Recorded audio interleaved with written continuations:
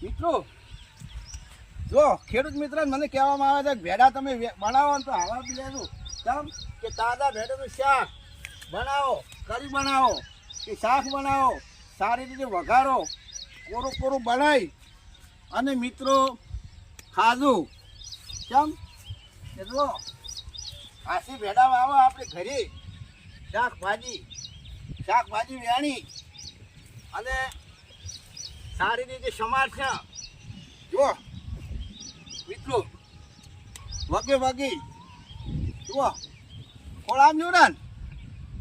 ચપલું તો પેરે પડી ગયું છે અને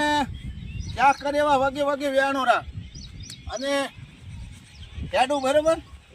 ચોળી વેણી છે અને ભેડા વેણો અને અસલ શાક બનાવી અને વરસાદ વરસ્યો છે હવે તો વરસાદના કારણથી ભેડા પણ બહુ આવ્યા છે વરસાદનું પાણી અડે એટલે મેઠું કહેવરાય બરોબર એટલે ભેડા સારામાં સારા બેઠા છે સારો ભેડે મિત્રો હુંખાર કર્યો છે આ ભેડા તમે જો વેણી અને લીધે ખાશો તો તમને બહુ મજા આવશે મોજ આવશે અને ઘણો ખાવા મજા આવશે સારી રીતે સબ્જી બનાવજો સારી રીતે વઘારજો જો મિત્રો એક શાકભાજી વેણી છે એક તકની સોળી જો મિત્રો આ સોળી છે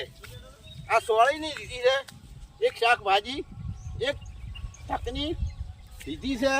ભીંડાની શાકભાજી અને હવે મિત્રો હું ઘરે હેડ્યો છું બરાબર હવે ઘાસ સારાનું દાંતરડું વિહારીને આવ્યો હતો પણ હવે મોડું થઈ ગયું છે એવું હોય તો ભેંસની ખોળ મેલી અને મેળવી નખાવી બરાબર હવે એવું વિચારણા છે એટલો છે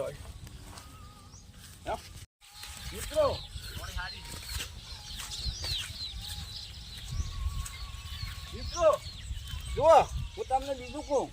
કે ખેડૂત મિત્રોને મારે કહેવામાં આવે છે કે જે શાકભાજી વાવતો હોય એને એવું કહેવામાં આવે છે મારા ખેડૂત મિત્રને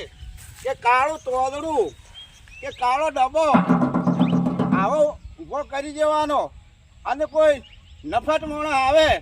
અને નફટ માણસ આવી તાકે એની નજર સોટી પડે લાગે આપણી શાકભાજી બગડે એના કરતાં કાળું તોદડું કાળો આવો ડબલું વચ્ચે ઊભો કરી દેવાનું એટલે એની નજર તો આગળ જાય આપણી શાકભાજી ના બગડે ખેડૂત મિત્રો આ વિડીયો તમે જુઓ તો આગળ 10 જણાને શેર કરજો અને સબસ્ક્રાઈબ તો ભૂલતા નહીં જય માતાજી મહાકાળી માં તમારું સપનું પૂરું કરીએ મારું પણ પૂરું કરશે જુઓ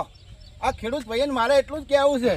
કોઈ ઘણું કહેવું નથી મિત્રો જો આ વિડીયો ગમે ખેડૂતોનો ઘાસનો સોળીનો કપાસનો સારો મારા ભાઈબંધ ખેડૂતોને કહેવામાં આવે છે આ વિડીયો ગમે તો 10 જણાને તમે શેર કરજો લાઈક કરજો શેર કરજો અને ફોલો તો ભૂલતા નહીં મારા મિત્રો જય મા કાળી